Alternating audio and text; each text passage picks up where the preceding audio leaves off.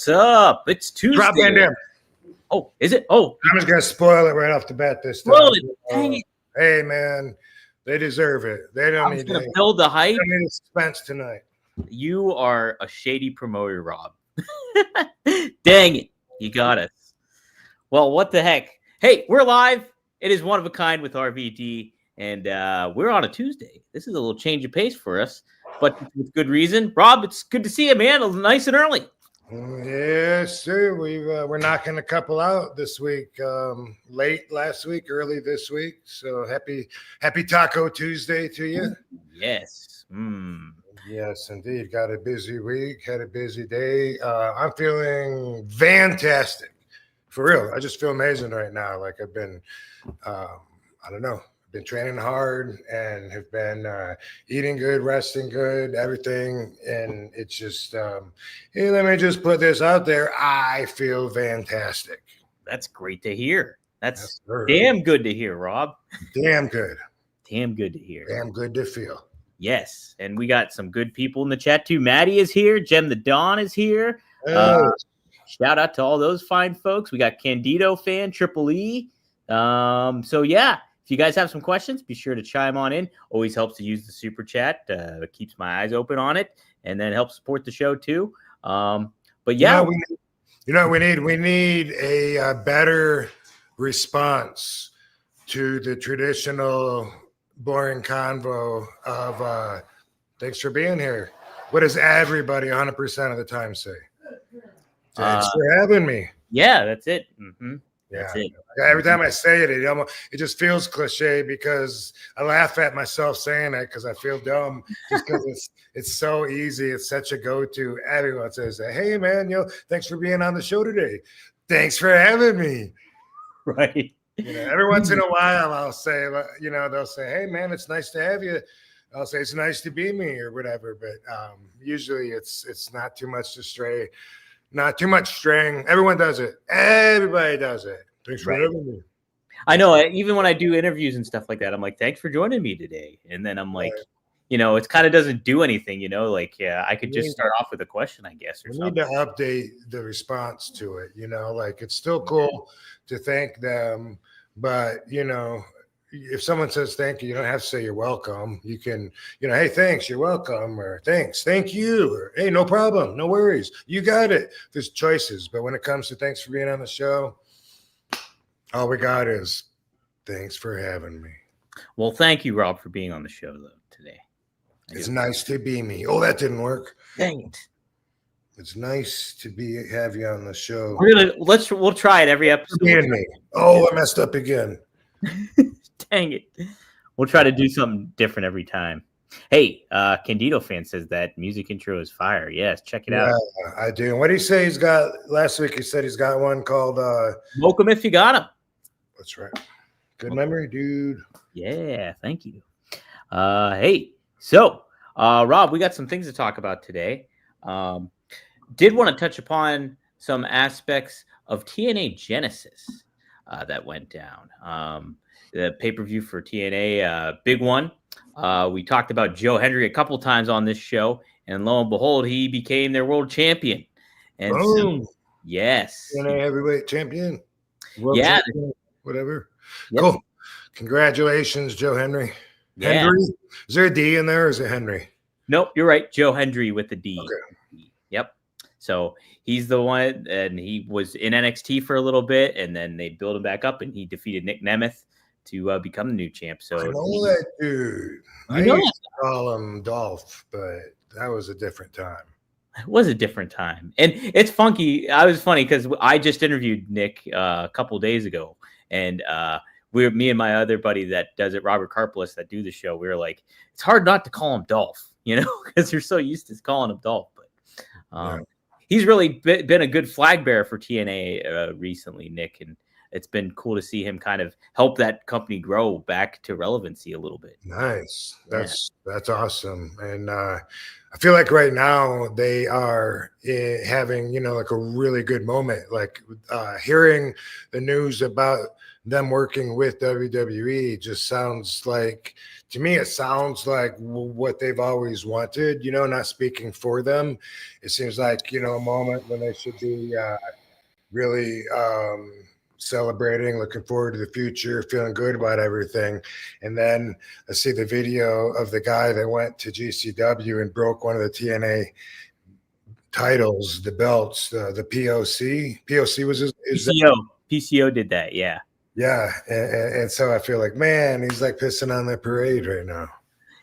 Yeah, I mean, that's unfortunate because from what the reports are saying, he did go into business for himself and do a little bit of that. Hopefully, though, that can create some positive buzz. They can turn it into something, maybe, whether that's with him or without him, but try to make it something. But tell me something. Why do I, in my mind, get him confused with Vampiro?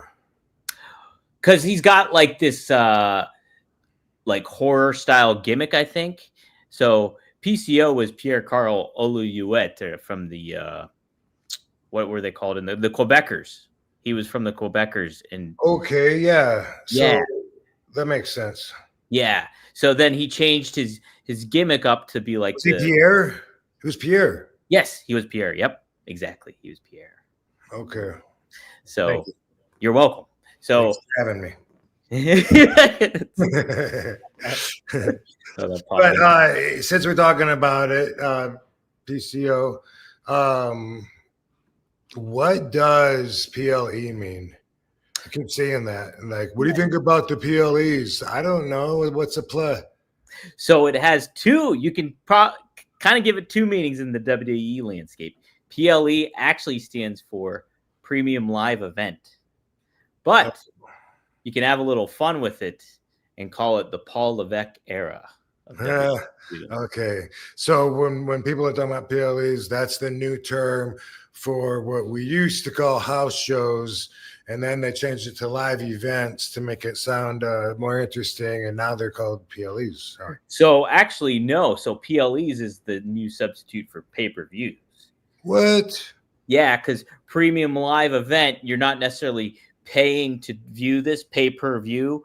So it's like if you subscribe to Netflix, you're watching Raw, or if you subscribe to the Peacock, you could get those pay-per-views now like that. They're Premium Live Events instead because you're not necessarily paying for one event. And do you pay a premium for the pay-per-view or it's in the package? So typically it's in the package. Like, so with when WWE was on Peacock and had their content on there, you would subscribe to Peacock for like $6.99 a month. It was a great deal. And then you would get the pay-per-views. You would get each big name, like WrestleMania was on there. And so you'd have to just worry about advertising, like commercials and stuff on other shows. But that's kind of a workaround that they did. So it just made it a little bit more obviously made it more reasonable instead of paying like $60 per pay-per-view and stuff like that. Okay. Wow. But because AEW now, they just switched over to HBO Max. And so you can watch their pay-per-views on there. So now they're going to be like PLEs, I guess. But up until then, we've been calling them pay-per-views because you have to literally pay per view to see them. So. Okay, then. Yeah. Right. Yeah. So. I just learned what PEDs were not too long ago. So. Oh, really? No, I guess no, but I do remember not knowing. And when I found out, I was like, oh, that makes sense. But anyway, cool. All right. Thanks for clearing that up. You're welcome. Yeah. Hey, thanks for having me. That's going to be the name of this episode. Thanks for having me. Yeah. Mm-hmm. Maddie chimed in with the super chat. Dude, just made my effing day. Whole effing show ×2. You're right, Maddie. Thanks for joining us.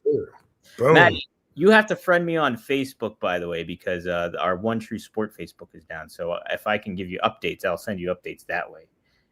You're free to be my friend on Facebook. I'm allowing you.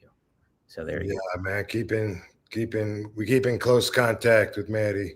With all the, anyone, like I've said before, like I respond to everybody on Only Wrestlers. It's that kind of a platform where I can do that. So Definitely, me and Maddie talk every fucking day, yo. Every damn day. Guys, you can sign up for Only Wrestlers. Go to onlywrestlers.com. Get your account all set up and see who's exciting week for Only Wrestlers. And on March 20th, we are having a live wrestling show in Hollywood, and the card looks fucking awesome. I don't know if you've seen a poster for it. No, I haven't yet. We should put one up, but we got several weeks before then. But also, it is also a fundraiser for some of the victims of the Los Angeles fires. So I want to put some more energy into that, because it was so devastating. And some of the stuff, I think, I'm thinking about, maybe auctioning some stuff, and I don't like to get rid of my personal stuff, but I have something in mind that's got flames on it that I just think like, man, maybe I should do that. And it's like, how much is it going to really help? Because I saw all these $8 million mansions getting burnt down. What's $1 grand going to do, or a couple grand? But then really, when you look at the bigger picture, hopefully the funds help, or hopefully just, the good vibes, the spirit, hopefully caring, hopefully that helps healing. There's like a lot, I hope, to be said for the effort, and the results that could just come from that. People will feel better about buying something. I sure do, if I think that the money's 100% going towards something really good. So anyway, that is our inaugural event, as my partner is calling it, our first OWA show on March 20th, and it just happens to, we were going to do it anyway, and it happens to be after all these fires and stuff. So we'll see how the idea of helping the fires grows between now and then, and who knows, maybe some fans will have some ideas. Absolutely. Look, and you got quite a lineup of names on here. I noticed Tessa Blanchard, Zaya Brookside, Kerry Morton Jr., Chris Masters, Brian Cage, Katie Ford, Violent J. Man, stack card. Is that? Yes, sir. Yeah, it looks great. Yeah. Luke Hawks too over there too. Yep. I'm not sure who the big guy is. Do you know? Is that who you were talking about Violent J? No, I don't know who that is right there. Looks familiar. Looks familiar though. Yes. Yeah, okay. So fun stuff. So yeah, pretty cool. Pretty cool. And then after that, boom, we're off to the races. Then we'll be doing regular shows where the fans will be voting on setting up who wrestles who. And as I have said a million times, as we grow, so will the value of their vote, so will the subject, the content of what they're voting on will grow as well, and be a bigger, more important decision. So starting out with some small things, I think we're voting on who Katie wrestles on this one. And I think also maybe Chris Brian Cage, I think. Oh, sweet. I think those are 2 votes that we're going to do on the first, everyone seems to know that we're starting out and everyone's patient, that we're kind of doing it slow, working out kinks and stuff. If you subscribe during the free time and then you found that you couldn't get back on, try again, because we found something happened where some of the accounts had expiration dates and they weren't supposed to. And so their free account had run out, and then, they got no way of contacting us then, unless they email us or whatever. But we don't have that communication established yet. We should know something like that, like right away, to be able to help them. But so far, we're all just starting little whispers. We're not really communicating yet within our association. We got a community chat room, so we can go there and I can say, hey, anyone been having any problems, or boom, boom, boom. That's actually how I found out my story was cutting off after 8 seconds. I didn't know till one of the fans told me, so I've been wasting my breath for months. Yeah, leaving this big story, and then after that, I'm going to do this and this and this, and that's my day. All right. And then all it shows is, hey, hey, this is Rob. Yeah. So we are still at that stage, and we ain't claiming to not be. So that's the cool thing, is that everybody seems to be happy with all of us moving along together like this, and better than waiting 2 years to try to have everything perfect to open up, and then it probably wouldn't be anyway. Yeah, right. Yeah.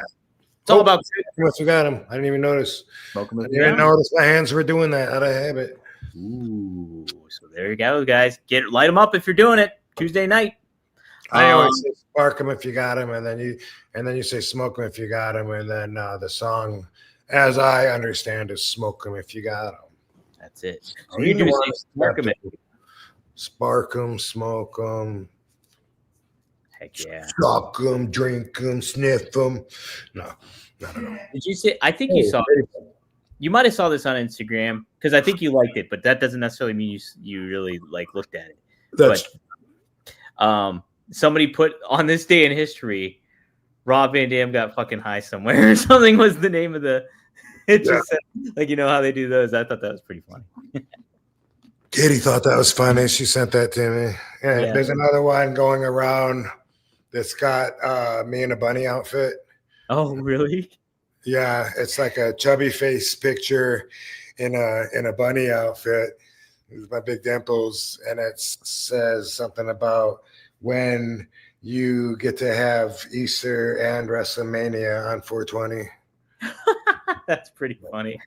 I've seen that a lot. Yeah. Do you have a favorite meme of yourself? I know you don't like favorites, but is there a meme that stands out to you appreciate?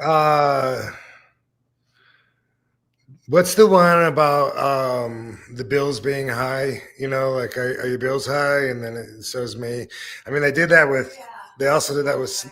How was it, baby? I don't know.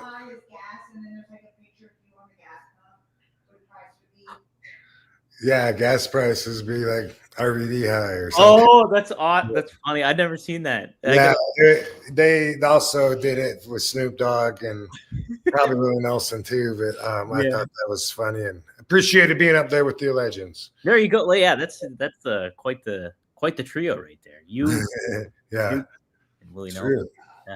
Damn.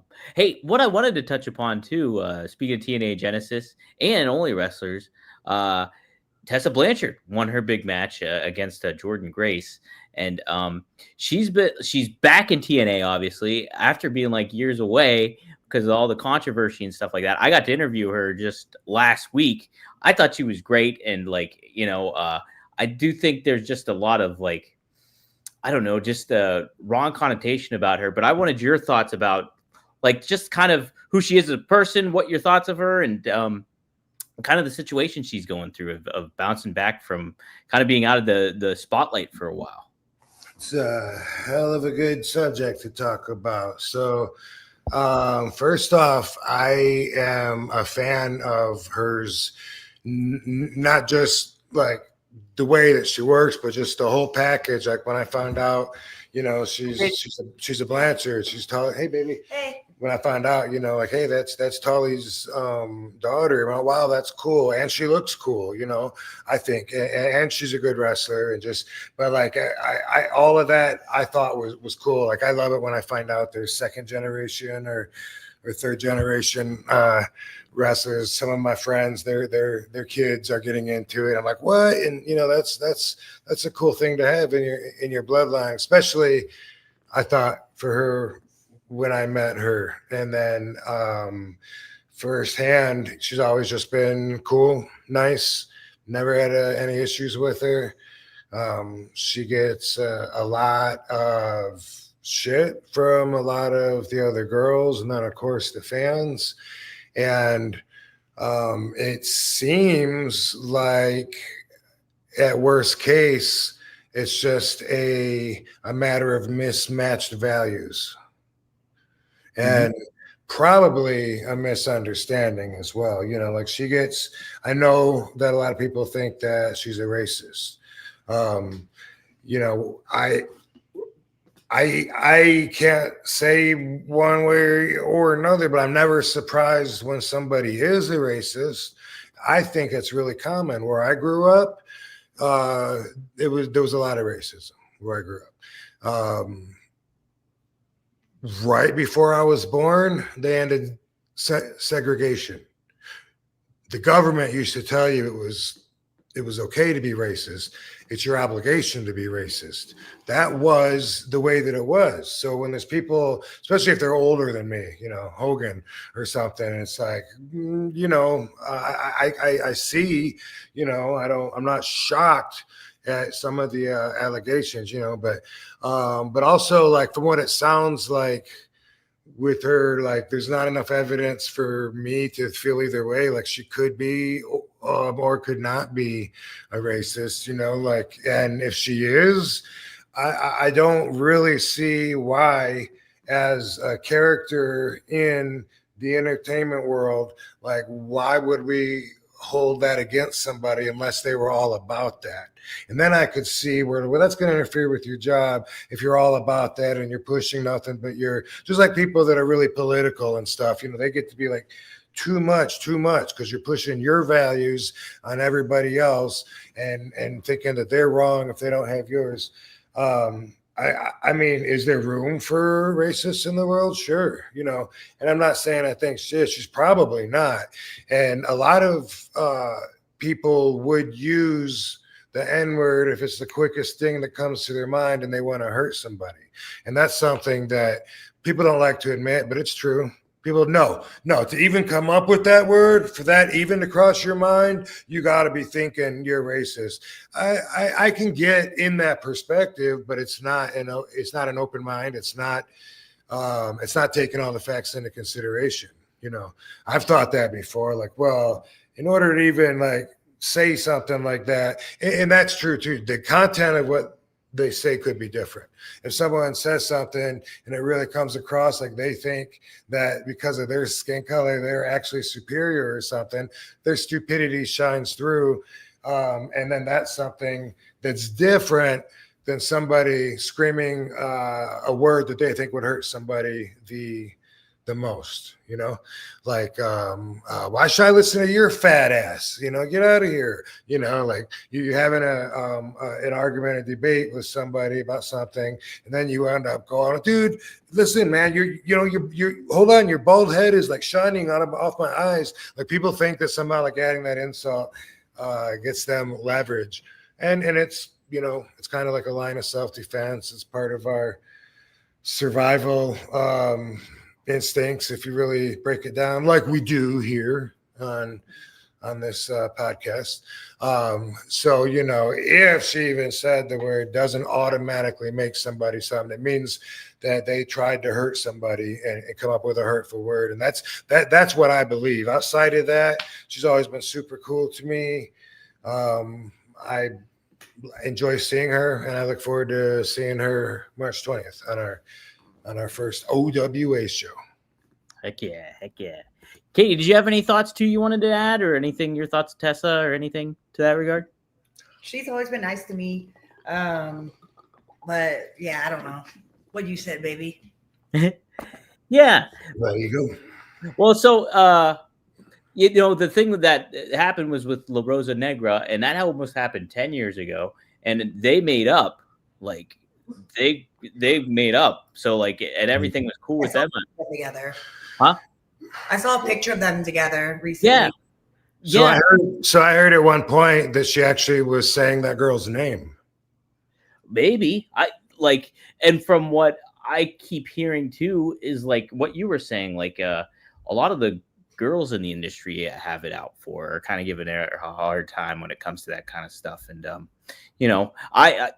I kind of go by your philosophy of like, depending on how I get treated, how I make a judgment on the person when I interact with them, and like, obviously you take some stuff into context, but I thought she was a great interview. She was a really nice person, and everything that I garnered from her, like, I'm all for her getting another big shot at wrestling, because she's really talented and she's good at it. So, but yeah, I thought it was.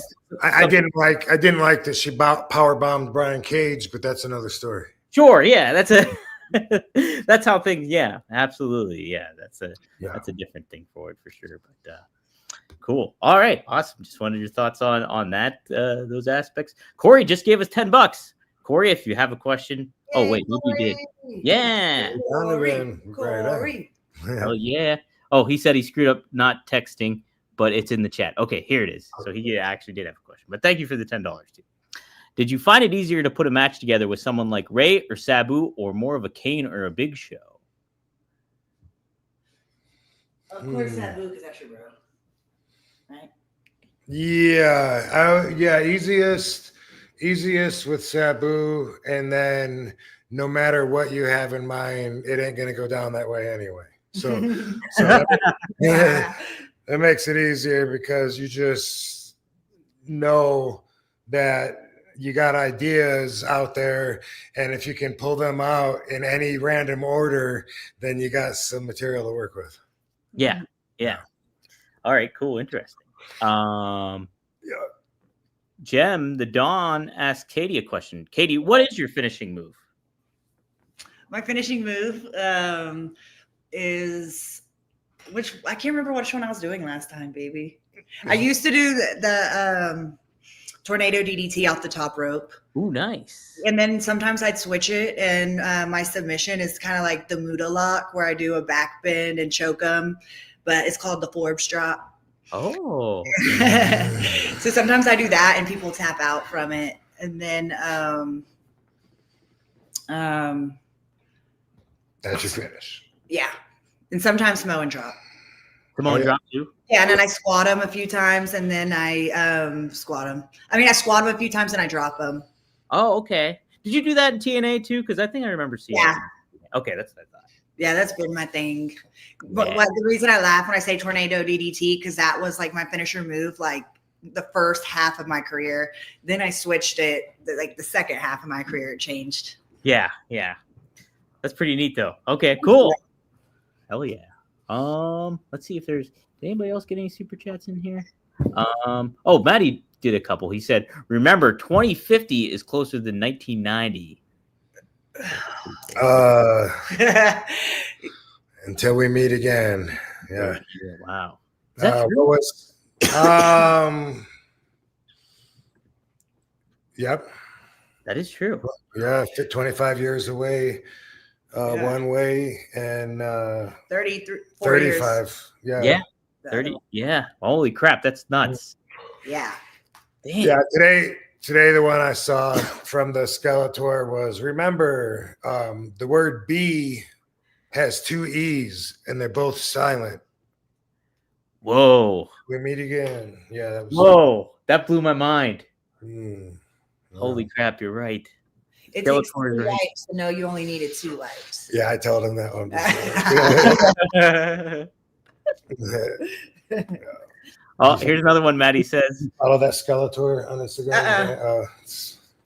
Isaac or send something. it to me on my DM. Okay. Maddie has another one too. Remember, when a pregnant woman goes swimming, she is a human submarine.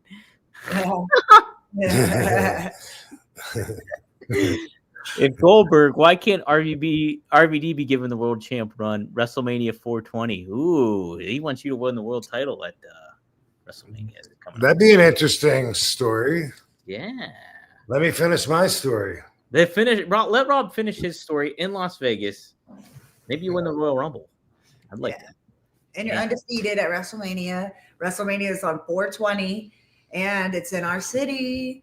Hey, can't beat that. Yeah. Yeah, I'm on. So you wanna go to the dildo segment? Sure. We did get one more super chat real quick, so let's do that, and then we'll jump to the dildo. Frankie Teresa always asks the good questions. Were you legit cocky in ECW? Yes.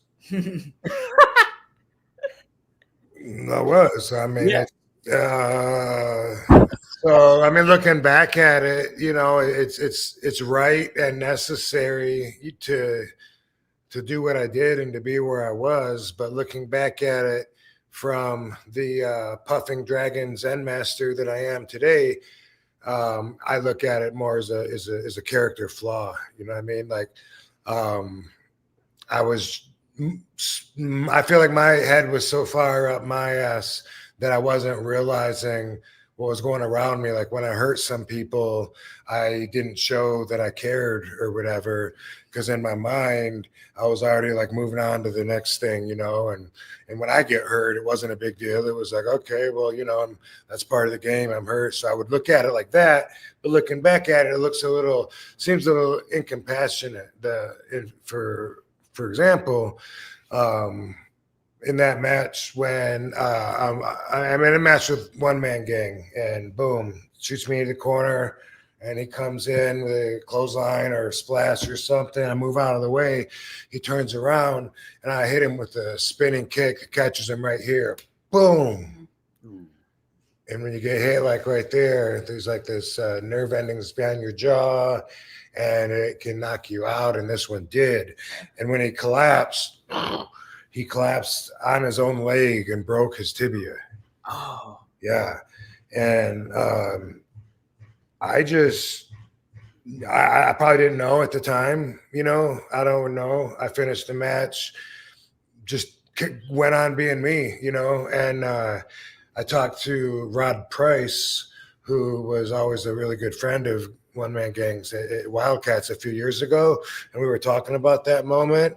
And Rod Price told me that afterwards, you know, like it was a horrible night. Like Paul Heyman had allegedly given them an address to go to, like a foot doctor or something, a doctor.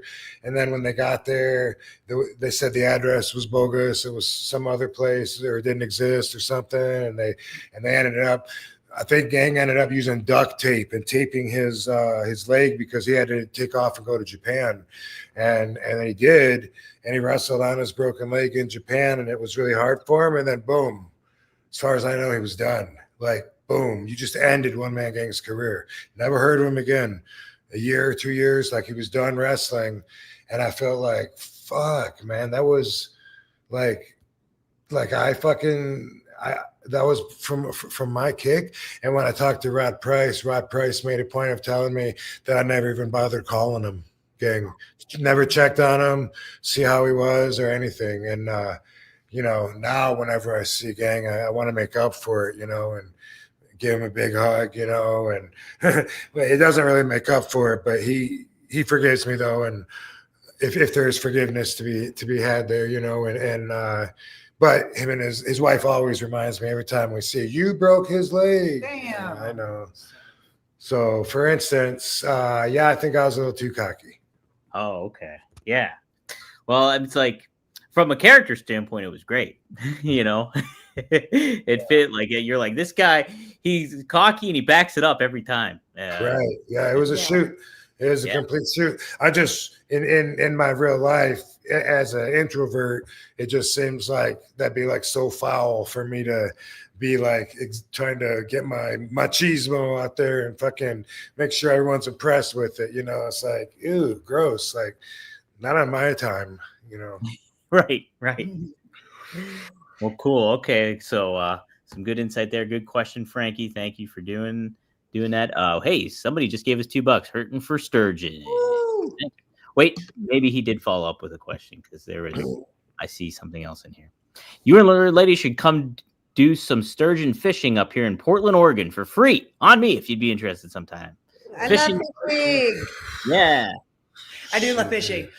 I just got given from a friend of mine at the gym. Gave me all these fishing rods and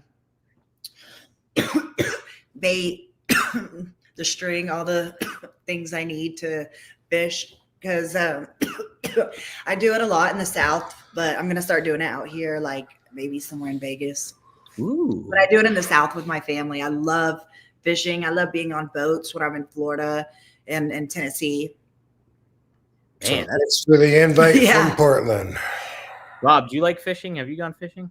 I mean, it's been since I was a kid. You know, I used to do it with my dad, and you know, I wasn't into it that much. I really don't like eating fish, or I'm not a seafood eater. Yeah. So, you know, my menu of sushi items is pretty small, like just tuna, okay, cool. Salmon, all right, you know, and then it's like, oh, they got chicken here, you know. And I love playing the claw games. So it feels kind of like gambling to me, like the claw game, because sometimes like I'll feel the fish bite and then I get really excited and start reeling it, but then somehow it just like took my bait and swam off. Yeah. So I like the feeling. Like, to me, it is like gambling, like that adrenaline rush, like, oh my God, I got something. Yeah, no. And then if you actually reel it in, keep the fish on the pole and get to keep it, then also get to eat it for dinner is so rewarding for me. So it's exciting.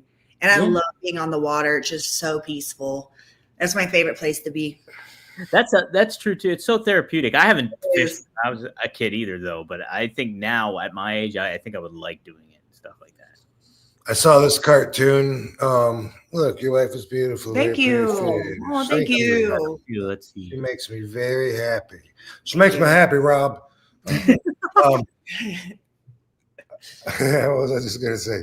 I was talking about fishing and. Oh, okay. So it reminded me of this cartoon that I saw one time. It was just like a one panel cartoon with the water, level in the middle, and above the water, there's a guy standing in the boat. I showed you this. A guy standing in the boat with a fishing rod that goes in the water, and he's got his boys in the boat, and they're saying, Dad's trying to bring us some food home.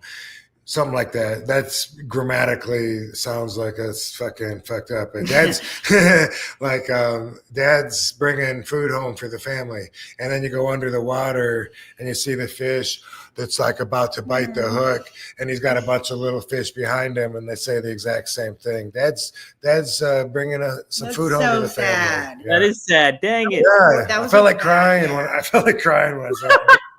Yeah, it's so sad. That was the hardest part.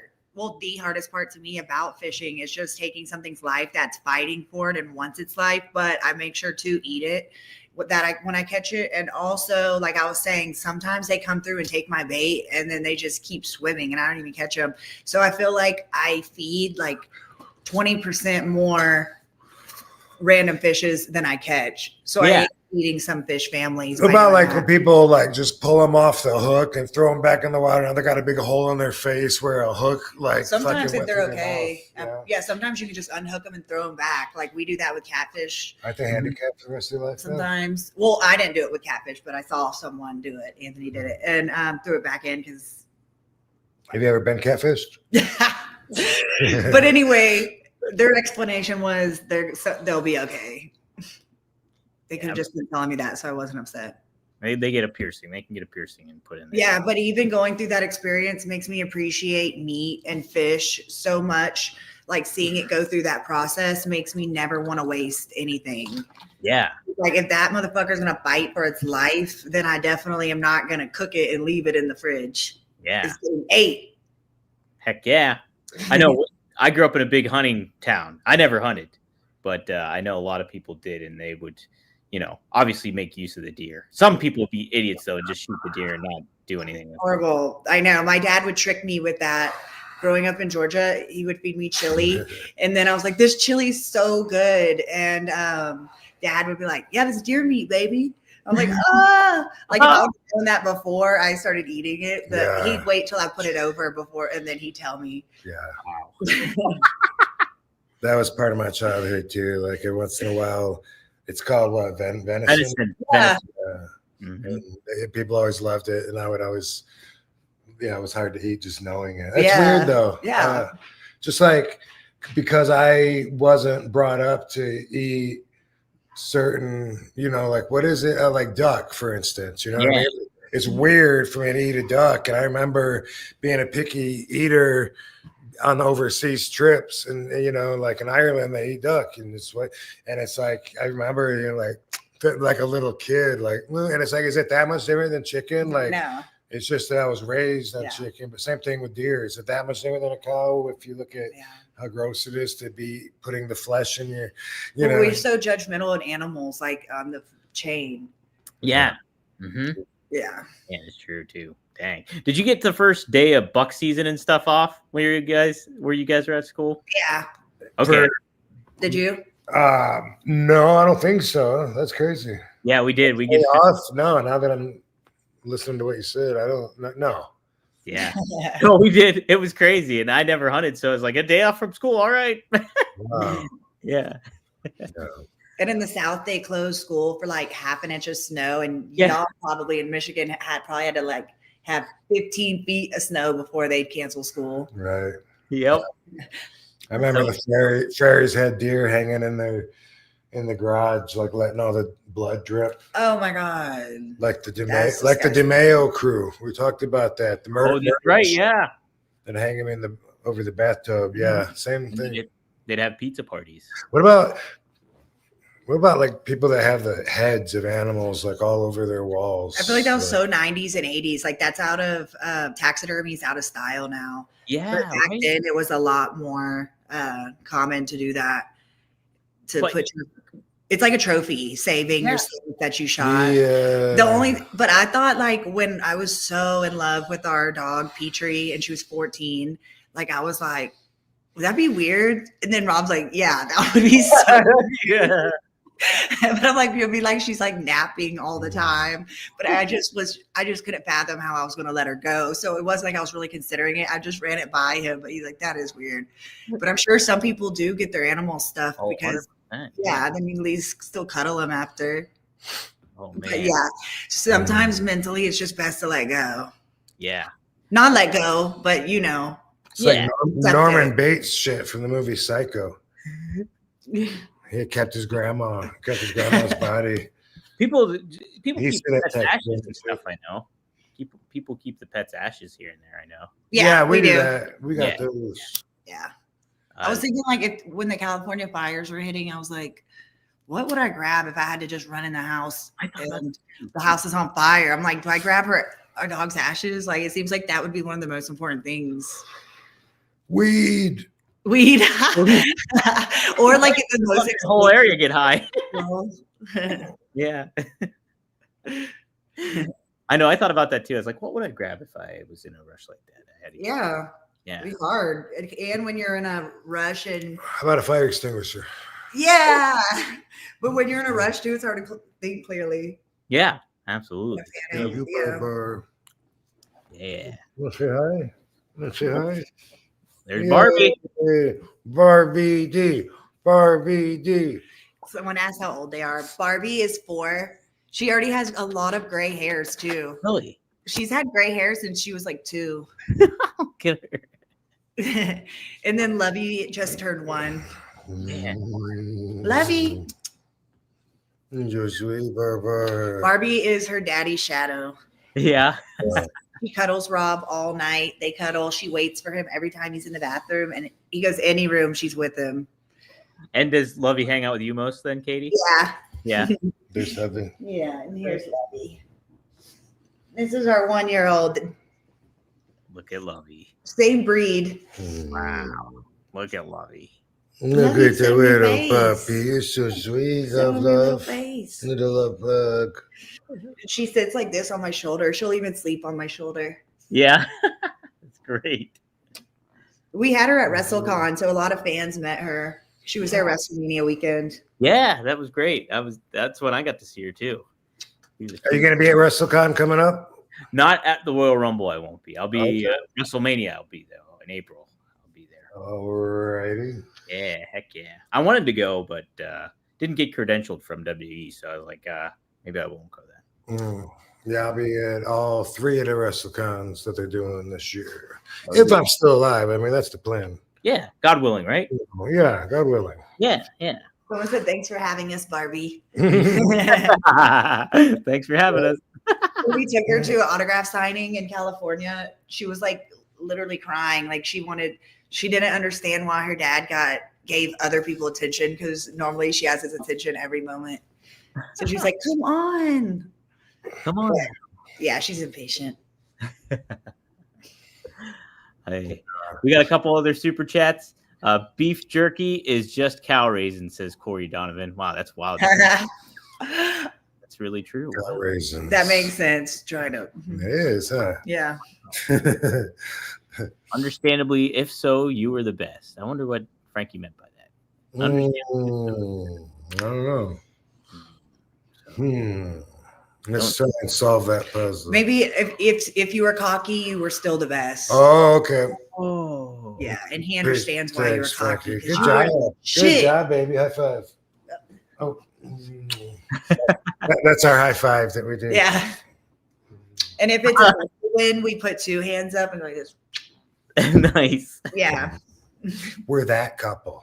You're that couple. Yeah, it was a shoot though, being cocky and backing it up, and it worked for me. Yeah. Now I would just say confident over cocky. Confident over cocky. That's the way to be. That's the way to be. All right, Rob, are you ready for the conversation that you want to do?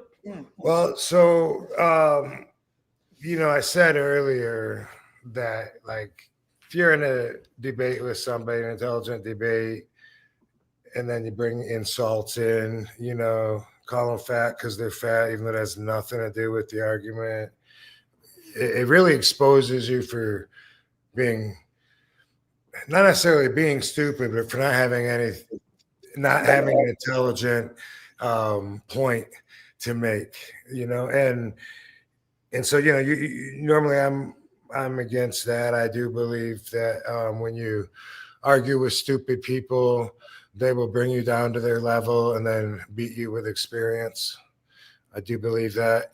And a lot of people wonder like why I give time towards anybody. Like sometimes it'll be on Twitter and I'll go back and forth to someone. It's been a while, but it's happened a lot of times. And then people are like, why you waste your time with this guy, man? No one believes him. And the answer to that, is that it's for everybody. It's for everybody else. I know I'm talking to a brick wall with my debate, and this person does not have the brain power to understand my points.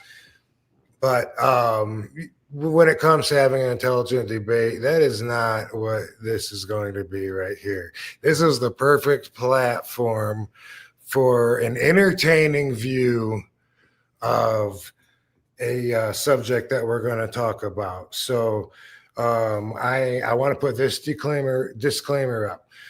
If what I say in this next segment offends any of you because it comes close to home or it crosses lines of things that you say or talk about, then I am sorry for offending you. That's not my intention.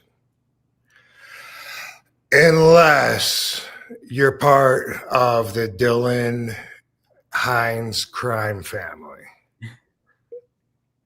If you're Dildo or Bad Business Bobby, forget that part. Be offended. Come at me with your lawsuit, you stupid people. So let's put up the post that Dildo posted the other day. It seemed to be out of the blue, and he texted me at the same day or whatever and said, I'll suggest you quit lying and blah, blah, blah. All right, let's look at what Dildo, and by the way, besides it being entertaining, talking about this, a lot of people are interested. Like after this happened, a lot of people were messaging me on Facebook, telling me about their unfortunate times that they got to meet Bad Business Bobby or Dildo, and the times that they had. So the stories just keep growing. This guy Jay Sally, reporter, doing a serious story. What's that? I have the article. Let me see if I can pull it up here. And doing an actual, big story that it's going to make it out of the wrestling business. And Bad Business Bobby has destroyed his career to stick up for Dildo, which I get, family, what are you going to do? And I'll come back to that too. But here we go. Rob Van Dam is nothing more. Rob Van Dam is nothing more than a lying alcoholic and drug addict. More to come. So to talk about this. First off, shocking allegations, Dildo. Shocking. Half the people in the world that know who I am think that I'm a drug addict anyway. Like, that'd be like me saying Dildo Hines is an autistic kid, but that's just a small part of him. The biggest part is he's an asshole that just happens to be autistic. Everybody knows that, except you. And I'm sorry if this is the first time you're finding out, Dildo. I blame it on your daddy. You know, your daddy should have told you when you were younger. When you were a little boy, what did he tell you? Did he tell you that you were special? No. He just put some glasses and a nose on that big old head and told you that you were related to Mr. Potato Head, right? He should have told you, but you're obviously not quite at the same pace or rate as other people. And I've always known that. It comes across in the way that Dildo treats people. And I've heard him treating a lot of fans like that. I couldn't understand why Devon wanted to punch him in the face. I was like, look at him. You can't do that. Everyone's going to think you beat up a retarded kid. Because if you don't know him, then you don't understand. Once you know him, then you understand. So anybody listening, you know, I'm not trying to pick on the handicapped or special kids by any means. But Dildo is a functioning autistic for real. And he's such an asshole. And he's also dishonest and a thief. And he wants to win this argument with me at any cost. So, okay, a drug addict, an alcoholic, great. Yeah, super. Okay, you know, I need a drink, whatever. But lying, nobody's gonna believe that, Dildo. See, you don't have any concept of the value of honesty. I totally think that you saw that lawyer, that gay lawyer that President Trump learned from. What's his name? Damn, I'm blanking on his name. You know who I'm talking about too? The guy that I hear about him vaguely, I know. So I can think. And he taught him, you know, like whatever. Roy Cohn? Thank you, Roy Cohn. Yeah, where's my Roy Cohn? I think that Dildo saw that and decided, those are my values too. I'm gonna do that. If someone accuses me of something, deny. What else am I gonna do? Attack. Make shit up. That is a winning formula. I'm sure that's what Dildo said, and it's turned him into an asshole. And once you get to know Dildo, like, you know, I worked with him and his dad. You know, again, Bobby dad didn't want to do a contract. He said, you never have to worry about me fucking you, which turns out to be a joke because he fucked me and then he fucked me again. And then Dildo wants to separate that, I guess, from his time. But back to what I was saying. I am honest though. Like, I actually had a conversation with Bobby one time and I said, you know, I'm the most honest person that I know. And you know what he said? He said, me too. And that ended up being bullshit. Because he's not so honest, because he told me he's going out of business. He told me he's quit. He can't pay me, he's done. But then here he's still in business, isn't he, Dildo? So thing is, I thought about it, Dildo, and if you want to try to get anybody to back you up besides your daddy, who else could possibly not like RVD and get behind you and back you up and support you and be a witness? Because the only people I can think of are the people that you had me fuck over. There was 2 or 3 times when I was booked for a different promoter that happened to be somebody that the Fultons beefed with. Moose got me booked on this show. The guy got mad because after I took the booking, I had to cancel it. And so he did a video burning RVD action figures. Maybe this sounds familiar. This was when me and Dildo were friends, got along, all right? This is almost exactly what he said, word for word. And I say almost because leaving room, a margin. But I pretty much pick up the phone one time and he says, Rob, if you do that booking that you got with so-and-so on the so-and-so day, we will never use you again. I'm like, fuck you. You don't come at me like that, you know? And Dad had to get on the phone on a three-way, you know, and had to, it was like a big deal. And I was saying, so what? Why do you care if I'm taking someone else's money? And they're just like, no, they always try and like tear our stuff down. They promote against us and try to ruin our shows and talk bad about us. And we just, Bobby was like, man, we really, like want you to cancel it. And I canceled the show and, but it wasn't, I was only booked for like a day or something or, so it wasn't like a no-show or anything like that. I took the book in, called 12 hours later. Fuck, I got to send them money. I sent them money back because they gave me a deposit. Unlike Bad Business Bobby, they gave me the 50% to put in my bank account, which is where I usually I take to hold the dates on the calendar for bookings. I made an exception for Bad Business Bobby because I have known him since like the early 90s. And I used to wrestle him, we used to pay him $250 to wrestle one match, and then come back in a purple Barney the dinosaur outfit and take pictures with little kids. Wow.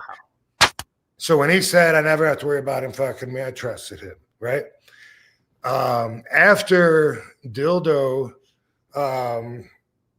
shorted me in Philly, not only by trying to say that stuff was included that was added on after we agreed on a price, but in the end, he even talked Bobby into thinking that they shouldn't pay for my hotel because I'm taking other bookings in Philly.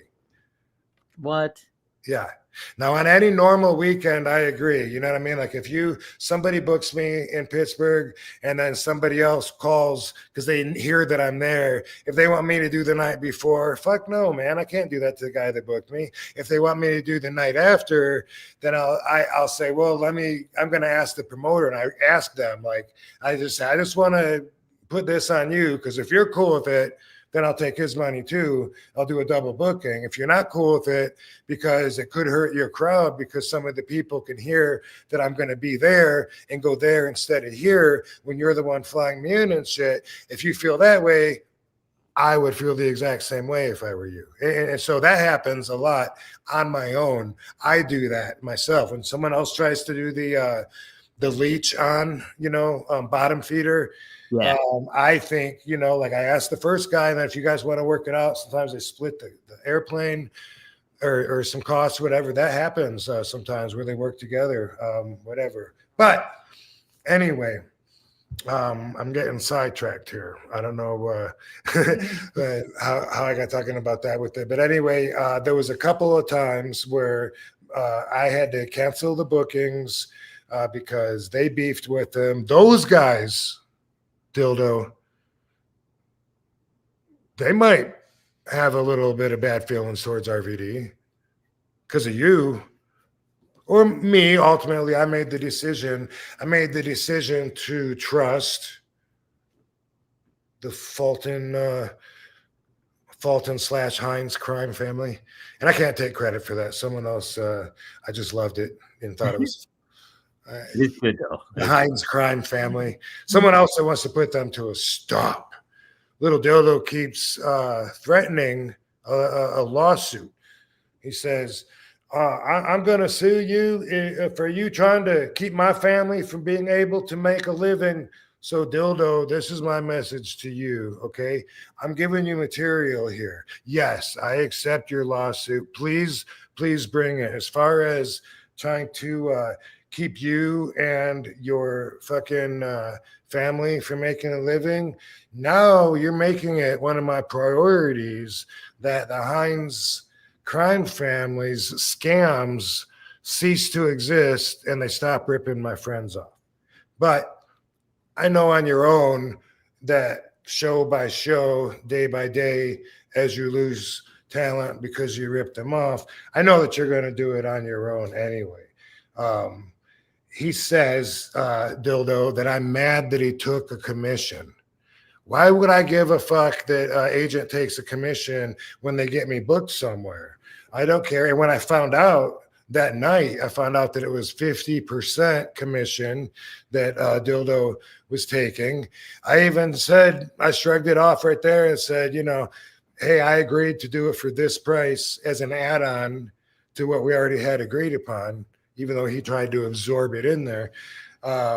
But now he wants to say that. He wants to say RVD is mad because we don't book him. Do you really, Dildo, do you think anybody believes that RVD wants you to book him? Seriously?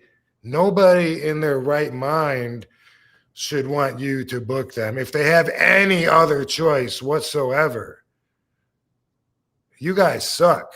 So what happened was I paid for my hotel in Philly because you talked Daddy into thinking, but that's what I was going to say. Any other weekends and shit, we split it, whatever. But WrestleMania, WrestleCon week, everybody, you get booked and you go there. And then some people have, 20 bookings that week. You book yourself out. That's something that happens every week. So I did end up paying for my hotel.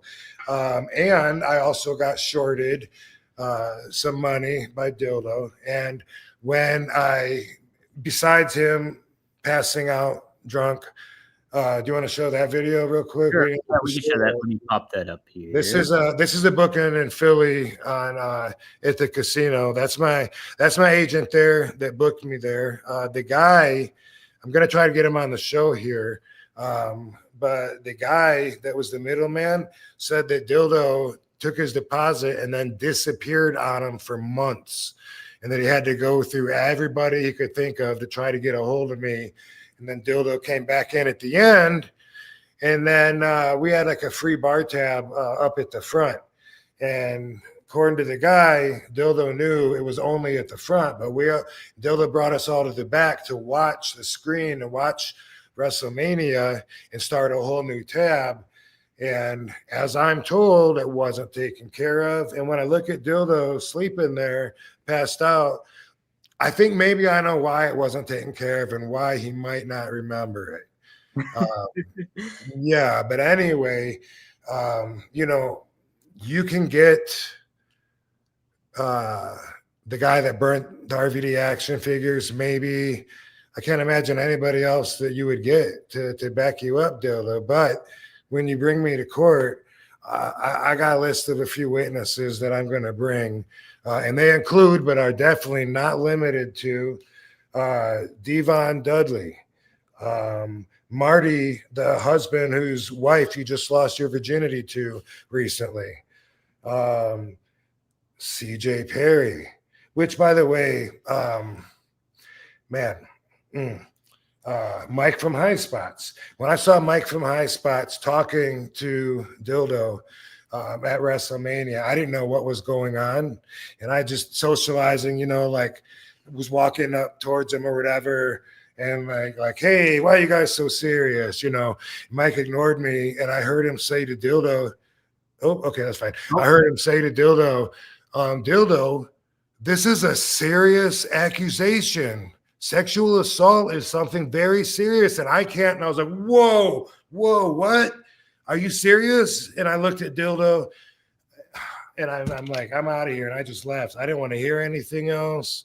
I couldn't believe it, But the very next morning, when Katie and Dee and I were down in the lobby, Dildo came down. Well, everybody knew that he had fucked over Sonny Ono the night before, which he's on my list too, Sonny Ono and the Japanese boys. And they had some words outside, and the Japanese boys there. And he got pushed, Dildo, and made a phone call up to Bad Business Bobby up in his room. I shit myself, Dad. I shit myself, Dad. He shit himself, didn't you, Dildo? When you were pushed in the bushes. And we knew about it. Everybody knew. And we knew what happened. But the next day, he's sitting there lying to us. And that's when I lost all my respect for him and knew that he would lie to me face to face. D said, so you don't know who that was that attacked you last night? And he's like, what would you do, Rob? Like that's something he would do, like start laughing like nervously, like he thought he made a funny joke or something. And you know, so we're milking him a little bit, knowing he's lying to us. Mm-hmm. Of course he knew who the fuck did. So anyway, Sonny Ono and the Japanese guys, the guy from the casino, Chris, we talked about him. Matt Riddle and his wife. We're gonna bring them, call them in as well. We're gonna call in Sabu. Sabu says that that he did a signing. First off, that he had a signing booked, and then they left him hanging. And he said that Dildo said, "Well, I thought you wouldn't want to come in because Rob's mad at us." So Sabu's like, "Fuck, what I care about that? You know, this is our business." And he went there, and I can't. This is only hearsay, so I'm not going to say so much because I don't know exactly. But according to Sabu, Bobby had the money bag. And Dildo accused Sabu of stealing the money bag, saying it was missing, knowing that Daddy had it the whole time. That is some shady shit, if that's what happened. And I wasn't there, you know, but more details too. That's the part that I could understand and believe out of the stuff that Sabu was trying to explain. But Fonzie says that same thing happened to him. I didn't think you want to work with us because Rob's mad at us. Why is he mad at you? Because we don't book him anymore. And Fonzie says that Dildo told him that I told him, Fonzie said that he said to Dildo, do you owe Van Damme some money?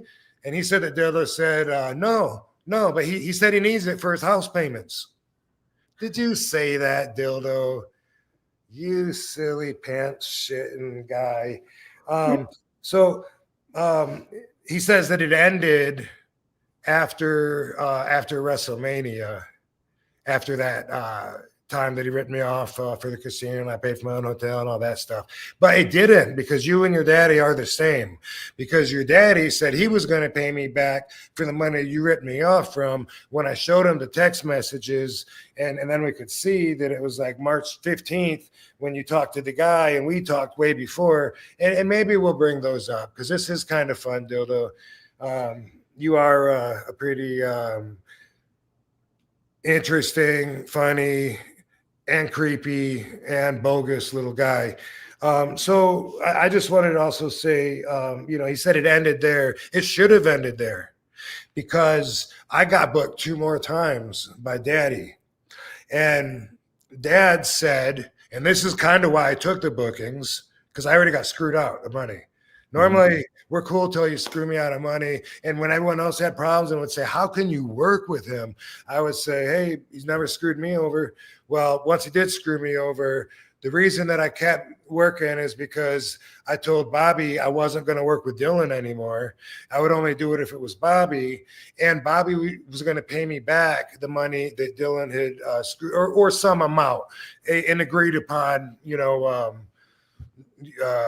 what do you call it when you compromise in the negotiation? All right, there you go. Good one, baby. That was good. Anyway, let me get some water. So he books me again, and then he doesn't have. Not only does he not have the money from the extra money, but he doesn't have all my money that he's supposed to pay me for today. You know. And then he's trying to talk. Now, Dildo, you weren't there, so you don't even know about this. But somebody was there. And I bet Christina, even though she's going to back Bad Business Bobby up, being his wife / girlfriend, whatever, she's going to back him up, but she's honest. She's pretty honest. And I bet she even would admit that this conversation took place just like this in the van. And you were there, baby. And Bobby was like, we got to come up with something. I'm losing too much money. And I said, I got the solution for you, Bobby. Quit booking me. I said, boom, there you go. It's that easy. I said, I'm not going to do like a compromise or take a risk with you. I only work for guarantees. See, some wrestlers, we all have different deals, and some guys will work for a percentage, whatever. And maybe sometimes I would do that with somebody else, but I work for a guarantee, and then it's up to the promoter to bring me to the bigger cons where they can make money. And Bobby was saying, these conventions are so slow and there's not enough people here, I'm losing money. And I said, just quit booking me. I said, I'll cancel the rest of them that you have me booked on for the rest of the year, and you'll quit losing money. And he didn't want to do that. Christina, bad business Bobby didn't want to do that. He said, no, well, I'll be more selective. Excuse me. That's what he said. He'd be more selective, only bring me to the shows that who's gonna make money at. So, man, I still trusted him. I said, it's Bobby, known him a long time. We're good. I mean, he owes me a little bit for this time now, and he owes me for Philly still. But we did another show, and then that was WrestleCon, right? That was the one where YouTube Chris was there. Yeah. That was in Cleveland. So that was in Cleveland. So that was a while after the Philly show. I'm still working for the Hines crime family at this point and getting shorted. And there, Bobby pulls me into a room and he says, and he gave me some money. And he said, that's what you brought in. And he said, that's all I got.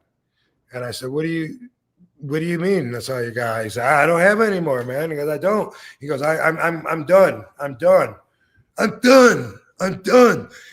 quit the business. I said, well, okay, what's that got to do with me getting paid? I did my job. And he's like, I don't have it. I go, so you mean like you owe it? I don't have it. I'm done. I quit the business. And then he told me he makes like $1,200 a month from government funding. And I'm like, Jesus, what am I going to do? Punch him? Because it is the kind of business, if that does sound crazy to anybody listening, pro wrestling is the kind of business where when something exactly like this happens, sometimes you do handle it that way. I remember like in 1993 when this promoter fucked me in, I was going to say Fort Myers, whatever it was on the East Coast, whatever that beach is. And anyway, it was one of those times, just like the Joe Lake thing in Detroit. But he had a bunch of guys booked, didn't have my money, and I was working for a big $150 back then, right? But he told me that he didn't have the money, and I was like, do I punch him? I should punch him, because that way other promoters will smarten up and fucking not be so. Not fuck us over like that, and I'm thinking like he says he's gonna mail me a check, and I could use the $150, and I was like, man, if I beat his ass, then I'm definitely not gonna get paid.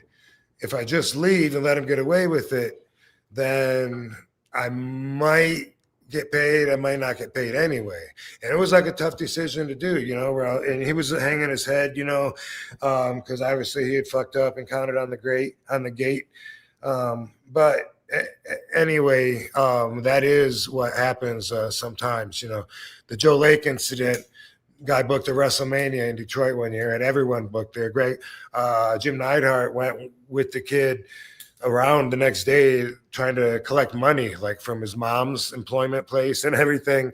And, sometimes you do what you got to do, But in my career, I thought I was past that, but I did stick my neck out. So I do only blame myself. I don't, it's not a huge, big chapter, it doesn't set me back. It's not, we're just talking about a few appearances and we're talking about the truth to what happened, and we're talking about more and more people that are finding out that the Hines crime family doesn't care about honesty too much. Did you quit? Bad news, Bobby? Are you done with the business? I mean, You didn't even like go bankrupt and then open up with a different fucking company. Like you're still big time wrestling, running shows, booking boys, and ripping them off. Speaking of which, Ricky Morton and Ricky Morton's son will also be called on my list. Gary Morton. Yeah. I think I might call Christina too. I'd like to have her on my show because she would say that's exactly what happened.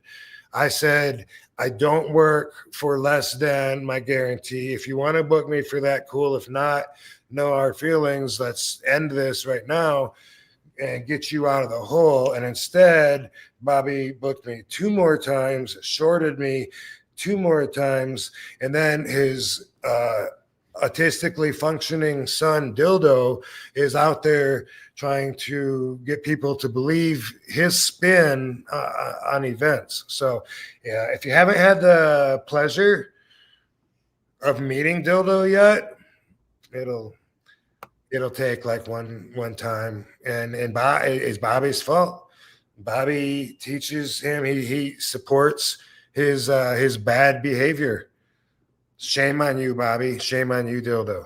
But if you really think you can get a lawyer, Dildo, because you think the criminal justice system or civil justice system is set up to protect you when people call you on your bullshit from lying and ripping people off, you're going to learn that's not what it's for. That's not what the civil justice system is for at all, Dildo. It's to take people like you and stop you from ripping people off. Also added, Rob, yeah, to your point, they're having a show scheduled in March, so it's not like they're ending. I actually got notified and offered to work a show that's like the very next day that's very close to them. And this show, we should advertise it, but it looks like a WrestleMania. Like, what town is it? Your show or the one they're having? No, there's neither. Oh, okay. An independent show right up the road from the Hines crime family the very next day. And it's like, oh, no, that's not that one. But you know what? I'm going to look and send you the poster while you're going over sponsors. Okay, that's fine. Yeah, let's do a little sponsorship here. Hold on, let me pull it up.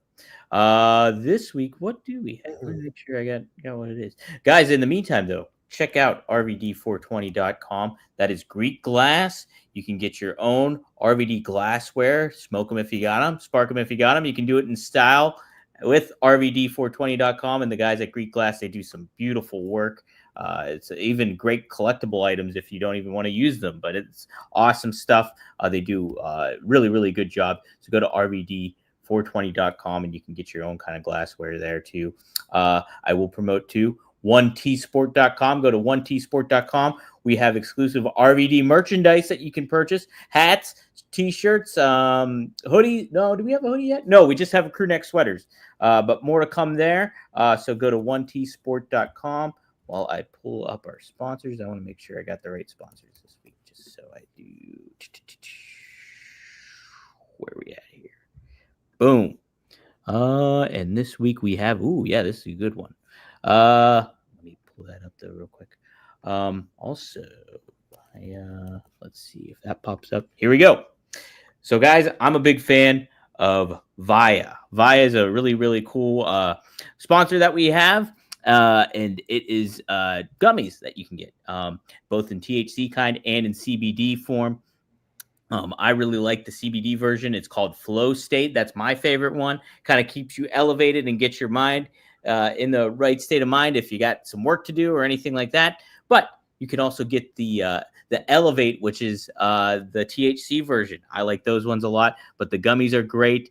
Really cool different flavors, but you get plenty. They gave us a good starter pack that was curated for us, and you can check it out. So if you're 21 or plus, check out the link to Via in our description and use code RVD to receive 15% off. And if you're new to Via, you get a free gift of your choice. After your purchase, they ask you where you heard about them. Please support our show and tell them that One of a Kind with RVD sent you. This year, enhance your everyday with Via. So there you go. And then I also got to give a shout out to Get Blitzed.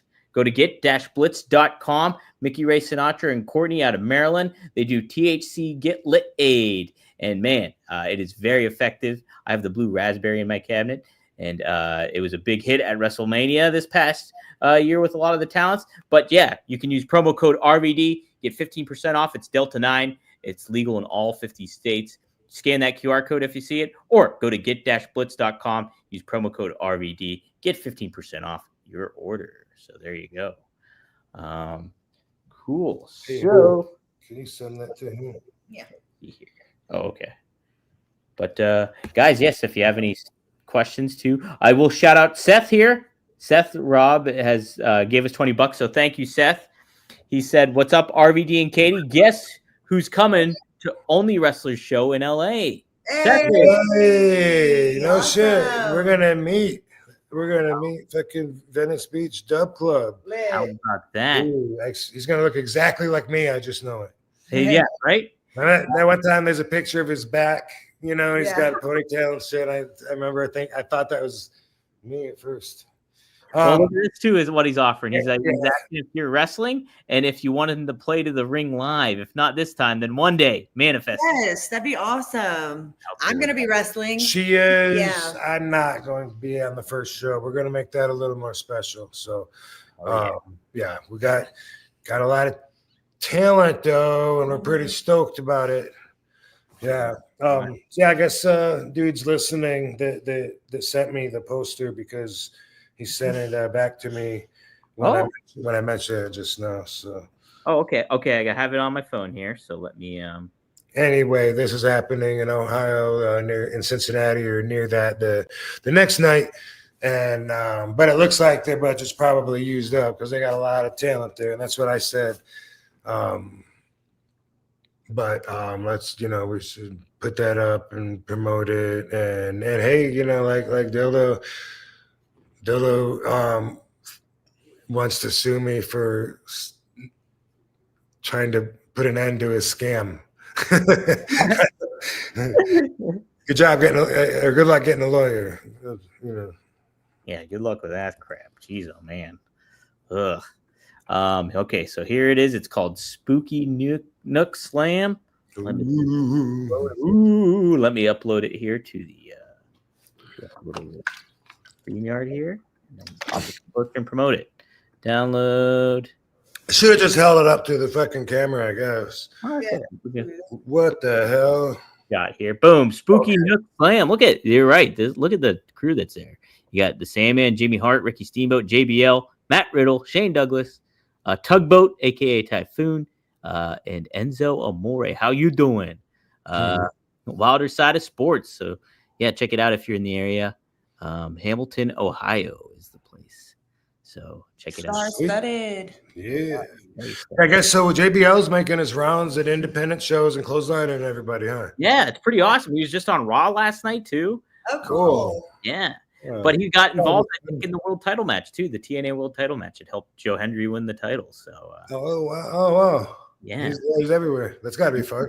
That's got to be some good stuff. Yeah, he's doing something really, really creative this year, over the past year too. So it's awesome. Cool. Very cool.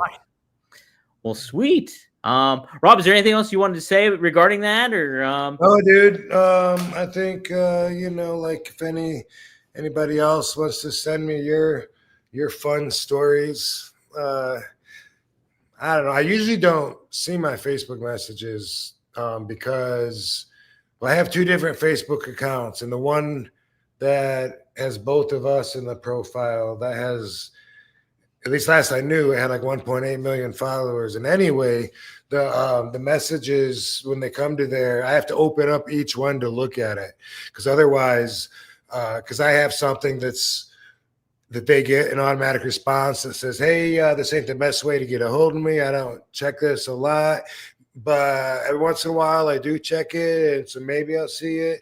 And then, but all I can see is the last bit of my message on everybody. So unless their name inspires me, to open it, like if it's a name I recognize or sounds familiar, or a hot girl's photo, maybe, But sometimes otherwise I gotta open up every single one, and then a lot of them are just like, hi. I'm like, God damn it. Look at the next one. But then sometimes I get a gem in there and I'm like, whoa, what are the odds that I would even find this? And it's something important. It happens. Yeah. Yep. We did have a couple super chats too. Maddie has a great one here for the $2. He says, Maddie versus Dildo Aussie Bush match. Booking. First to get shoved in a bush.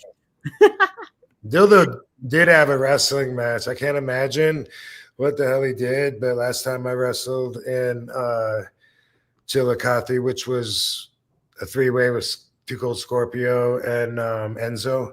Oh. Yeah. Dildo was in there putting a wrestling singlet on. I'm like, are you kidding me? You're going to wrestle? Yeah. And I guess, that's not nepotism. I'm sure the promoter really sees a lot in him, and that's how he got in. So it's all good. Well, and by the way, Bad Business Bobby also has a normal looking son too, and he's a wrestler. Oh wow, I didn't know that. Yeah. Dang. Well, the cooler son. One of the Fulton crime family. Corey Donovan, thanks for the $5. I think you were still in WWE when Trump was there at WrestleMania 23. Did you interact with him? I voted for him and hope you don't hate me. Yeah, I didn't interact with him more than just meeting him. And it's one of those memories where in my head, I'm like, that did happen, right? I didn't put that in there because as I remember, me and Sabu were walking down the hallway, and then we saw Trump's, the sign for his dressing room, and we were like, "You want to meet him?" And we're like, "Yeah, let's meet him." And it was open. He was talking to somebody, and I think we just, said, "Hey, RVD, nice to meet you. Sabu, nice to meet you." And shook his hand and walked in. That was it. But I'm not even 100% sure that happened. I have some memories that I'm not sure if that I build that in my brain, but I think, and I should ask Sabu, what are the chances he would remember? But it is Donald Trump. You might remember, but that was it. I remember I wished that I would have been in the match, the main event match, because it was like Bobby, right? Bobby Lashley. Bobby Lashley, thank you. Bobby Lashley, he wrestled who? Umaga. And they each represented, one represented Vince, one represented Donald Trump. They were against each other, and the loser got to have his head shaved or whatever. But I just remember because it was I was still butthurt over getting pushed out of the top ECW guy position, and it was Bobby that was in that position, and I was just like, man, he's just representing the new breed. Him being here just totally means it's over, and I didn't want to admit that, Yeah, that's a tough one. That was tough. Yeah, that was a time of when it would change in, and you're like, what is this? Is not ECW anymore. Yeah. Oh, dang. Right, via gummies. Hey, look at that. There they are right there. The Elevate. That's the one I took the other day. That's one of my favorite ones. Some of them have THC, some don't. There's CBG, CBN, CBD, different things in the different ones for the different effects. So that's really cool. Yeah. Pick you up, lay you down, coast, focus, what have you. You got your options. Look at that. Hell yeah. Go to Via. Use promo code RVD. Thanks Via. Yeah, thanks, Via. Thanks for being on the show, Via. Thank you for having me. Thank you, Via. Maddie has a super chat too. He chimed in again. Maddie's spending all his money here on us. He is, man. RVD signed Greek glass possible? He's curious if he could sign the Greek glass. And then he says RVD and Sabu tagged the time you nearly lost your eye. Any Dudley Boys stories? Smoke them if you got them. Yeah. I could sign a glass if you are there in person with a. Is that what he's talking about? Because I'm in LA. Yeah, fuck yeah, I Maybe can do if that. Maddie- Easy. Yeah. In person, yes. Through the mail, no. They come from Pittsburgh. Is that where they're at? They're based out of Pittsburgh. Yep, Greek Glass.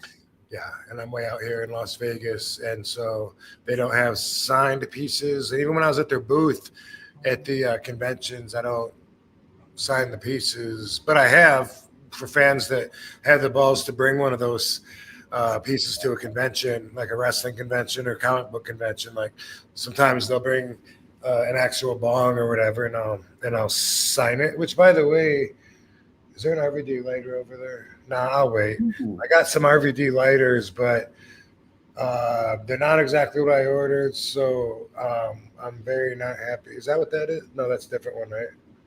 That's not an RVD lighter. Okay.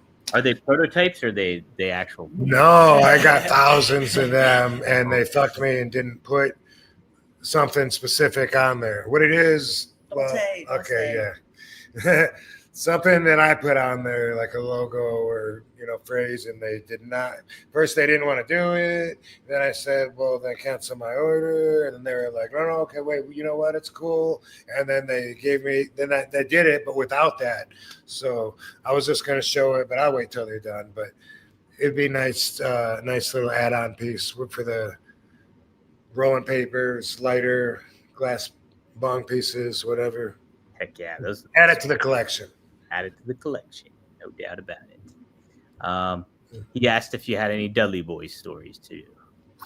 Well, yeah, the time that I almost lost my eye was when Sabu and I were in opposite corners and we both jumped and put someone through a table. I think it was Bam Bam Bigelow, as I remember it, but I'm not 100% sure about that.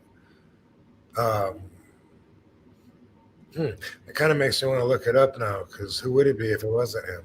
But anyway, the table broke in a weird way, so it didn't just collapse in the middle. And by the way, we wouldn't gimmick the tables.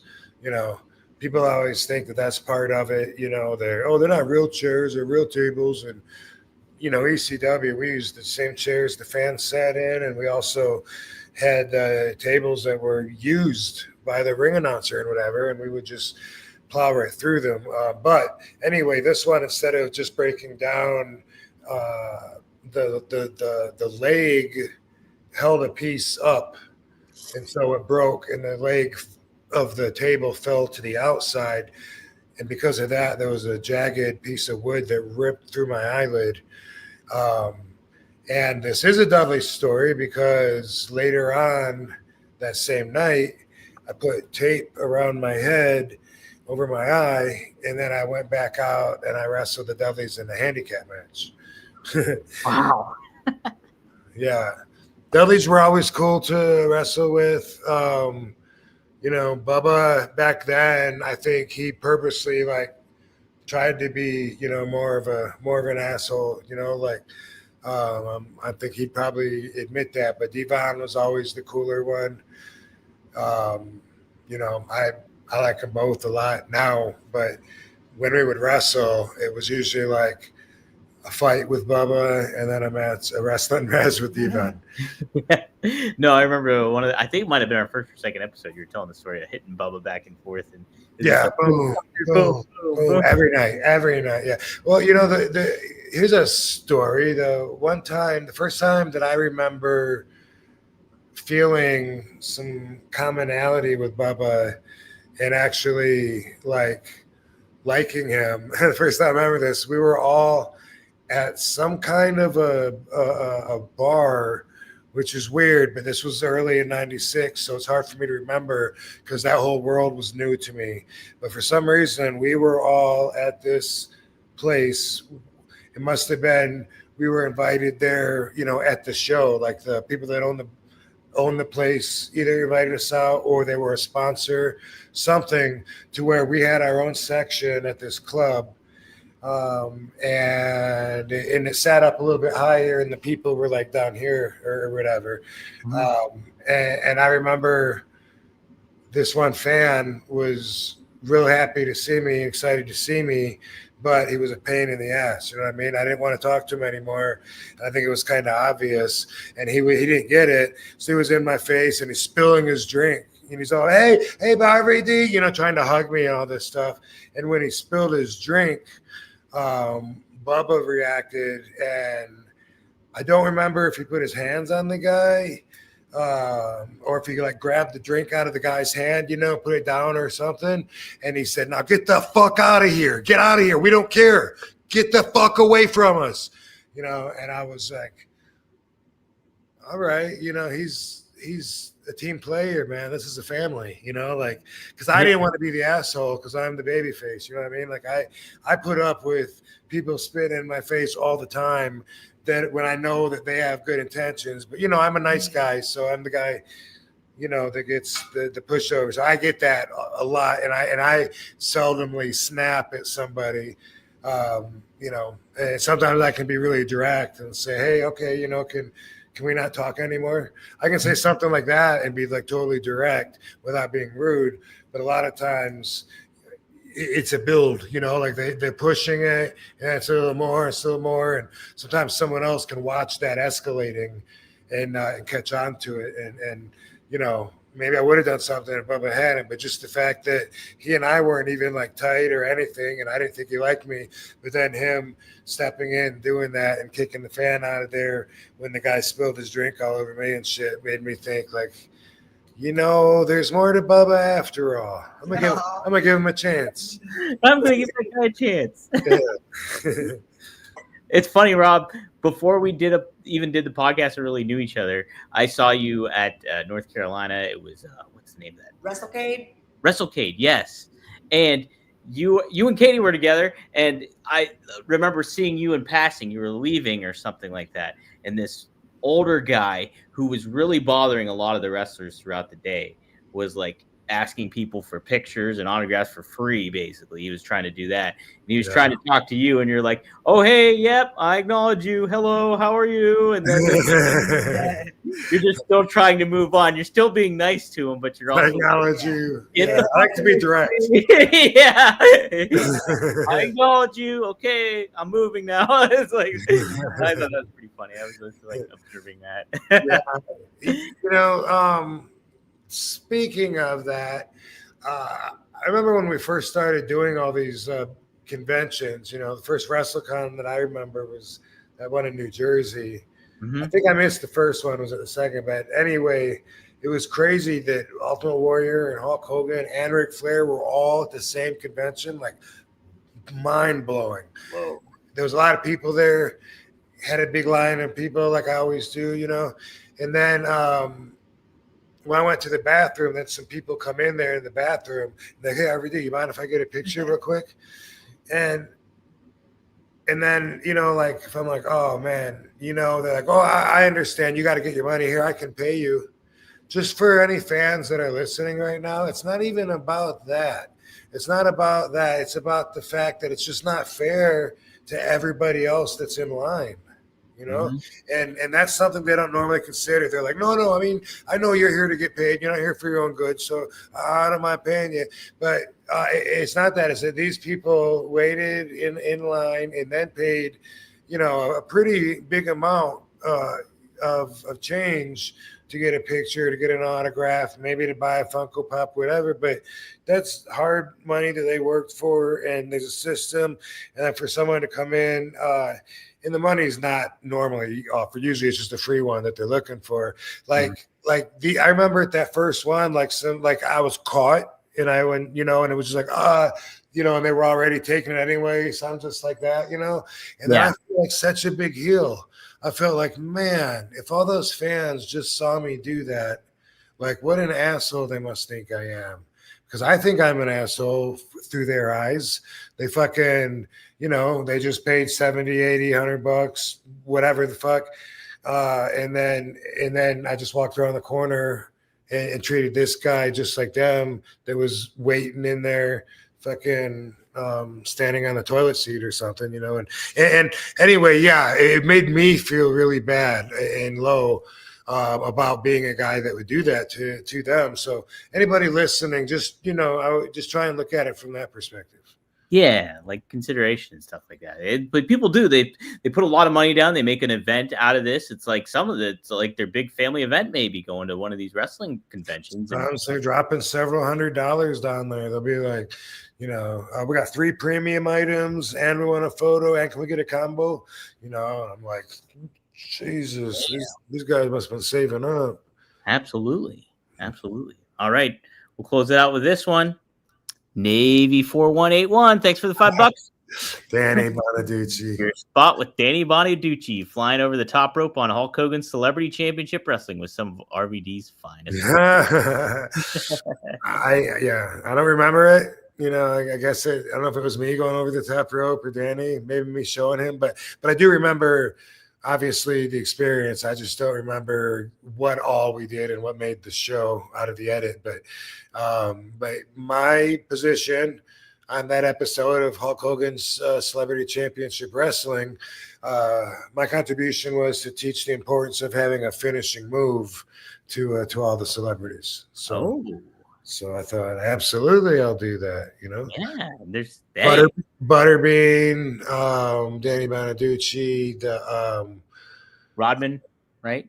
Yeah, Dennis Rodman, and what's the guy? Tiffany, I think, the girl singer. I think so. It was either her or Debbie Gibson. They both were around when I was like a teenager. And, I think it was Tiffany, though. And maybe both. I don't know. But Willis, Todd Bridges. Strokes. Tiffany Darwish. Tiffany Darwish. And the guy, Screech.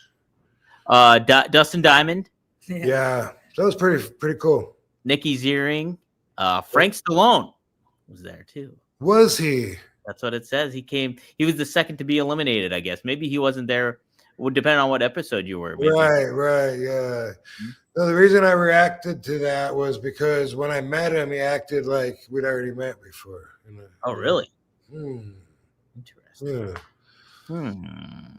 How about that? But anyway, that was fun. Good stuff. Yeah. All right, cool, dude. Cool stuff. Another fantastic episode. Yeah. Appreciate you, Van Dam fam, for tuning in to us, and hope I didn't offend anybody too bad, except for Dildo and Bad News Bobby. Bad business, Bobby. It's all he's bad news. Crime family. Gotta watch out for the crime family. Well, hey guys, you can watch out for us the following week when we record yet again. So thanks everybody for tuning in. Shout out to everybody. Maddie, really appreciate everybody joining us and everything like that. So thank you for having us. Yes, and thank you, Katie. Yes, thank you, Katie. It's fun to be had. Yes. Hey, that's a good response right there. It's fun to be had. I like that. That's perfect. Thank you, Barbie. Thank you, Lovey. They're sleeping so hard. Oh, dang, there's no. Thank you, Lovey. Like, what's going on? Oh. Yeah. Cool. What was I gonna say? I don't know, something stupid. I was just gonna say, see you in the community chat room on Only Wrestlers. In fact, I'm gonna go there right now. Watch. Maddie's gonna be there. Maddie will be there.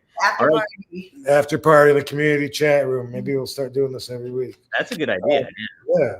Cool. All right. Thanks, Dominator. Thanks, guys. See you next time here on One of a Kind with RVD. Have a great